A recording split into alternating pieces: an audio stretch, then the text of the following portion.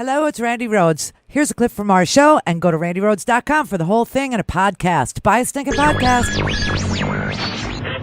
Mary had a little lamb. The fault. We believe that all men are created equal. To the magnificent mosaic that is America. From radio beacon to radio beacon.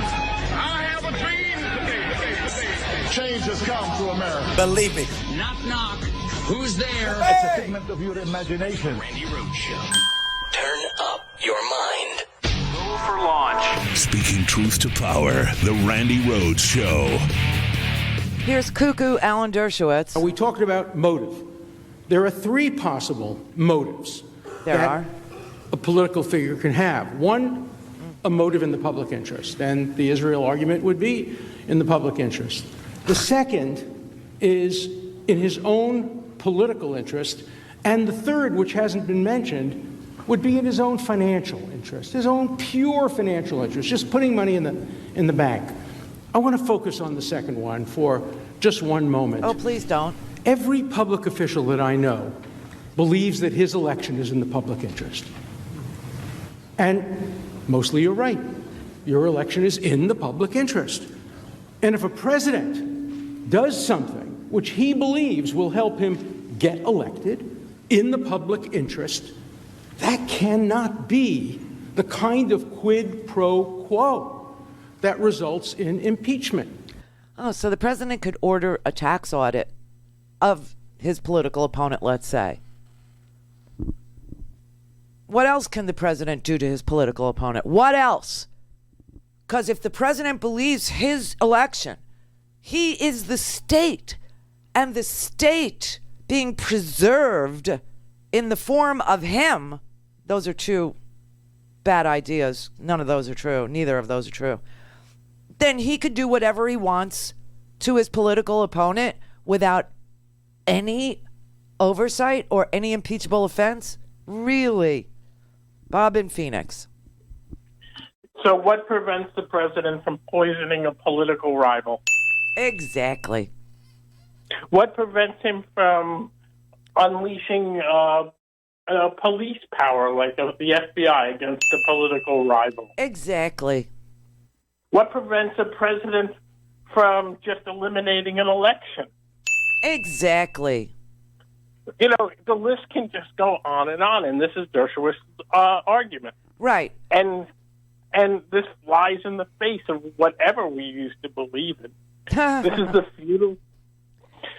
That's what I'm telling you. This is literally a madman arguing constitutional ideas. You know, this is constitutional madness. Okay, this is a lie, basically, that the Constitution allows the president to be the state, and that the state acts in its own best interest and can do whatever it wants to preserve himself.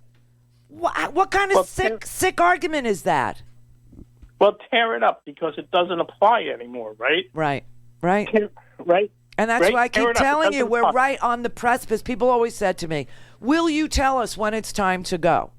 And I am telling you that at the conclusion of this trial, you should have a passport.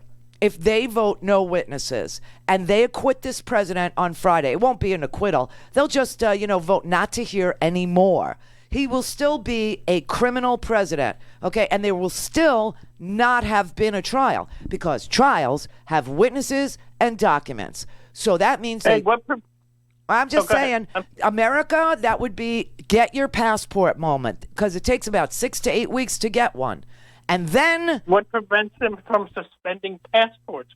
What prevents him from canceling contracts with news agencies? This goes on and on. Yes, it does. Yes, it does, and that's what I'm saying.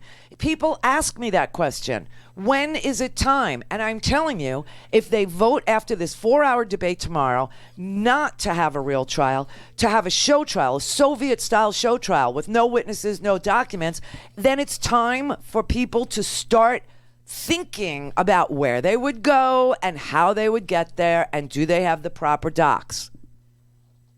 This isn't the government we pay for. This isn't our government. And the reason why it feels so wrong is because it's a lie that we have a country that says that the president can cancel elections, or the president can murder an opponent, or the president can poison somebody, or the president can audit somebody because he doesn't like them. The president can be as vindictive as he wants because the president is above the law. That is not America, and that's why it feels so wrong, because it's a lie. And we've seen this in other places. Yes. We just hope that it wouldn't happen here, right? Exactly. We've seen when a political dictator can poison their opponents. Yes, and you're seeing it now. Right now, it's an attempt. It hasn't succeeded. The attempt in and of itself is anti-constitutional. The attempt to do what he's doing, the attempt by these lawyers to undo the Constitution is vile.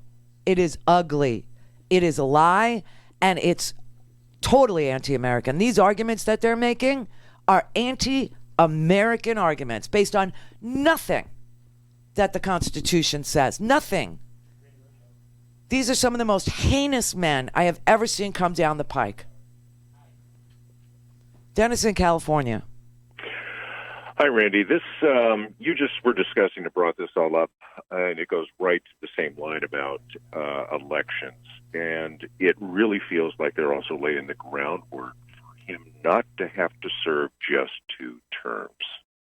Well, you know, if the Constitution goes out the window, meaning the checks and balances part of it, meaning 3 co-equal branches of government part of it goes out of it, then there's no 26th Amendment anymore. There's nothing. Right. There's nothing. Right. Exactly. Exactly. Thanks. Yeah. There's nothing.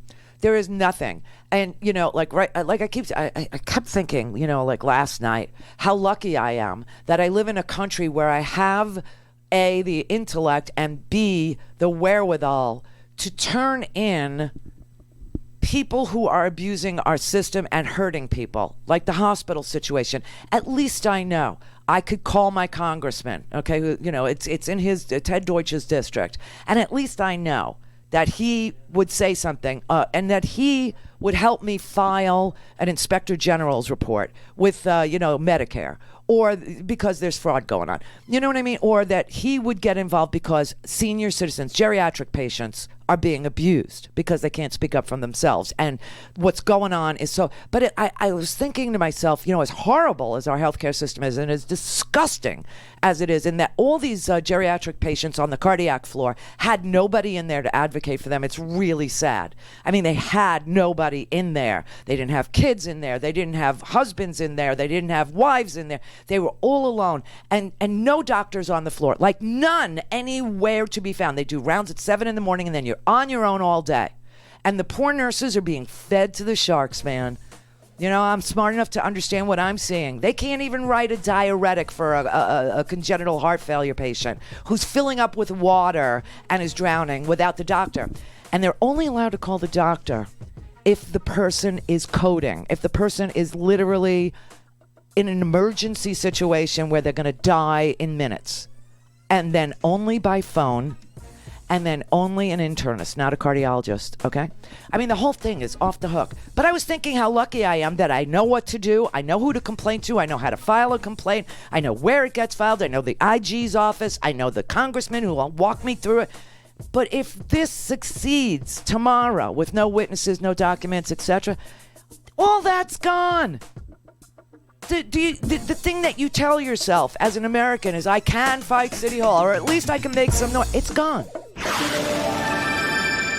RandiRhodes.com for the whole thing and a podcast. Buy a stinking podcast.